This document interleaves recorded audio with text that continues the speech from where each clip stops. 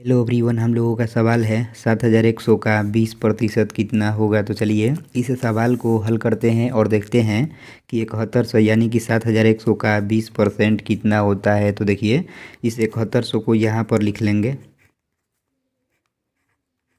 यहाँ पर का है तो जैसा कि हम लोग जानते हैं कि इस का मतलब होता है गुणा, इसलिए इस का के लिए यहाँ पर गुणा का चिन्ह दे देंगे और इस 20 को यहाँ पर लिख लेंगे। देखिए यहाँ पर प्रतिशत का चिन्ह है तो हम यहाँ पर भी प्रतिशत के चिन्ह दिए हुए हैं, जैसा कि आप लोग देख रहे होंगे। तो देखिए इस प्रतिशत के चिन्ह का अर्थ होता है 1/100, इसलिए इस प्रतिशत के चिन्ह के लिए इस 20 के गुणे में 1/100 लिख लेंगे। कुछ इस तरह से ऐसे ही आप लोगों को भी लिख लेना है। तो अब आप लोग चाहें तो इसको किसी भी तरह से कटा सकते हैं। तो हम क्या करेंगे, आसानी के लिए इस एक जीरो से इस एक जीरो कटाएंगे और इस दूसरे जीरो से इस जीरो को कटाएंगे। यहाँ पर 710 बच गया तो इसको यहाँ पर लिख लेंगे। 2 × 1 तो 2 होगा ना, तो यहाँ पर 2 लिख लेंगे।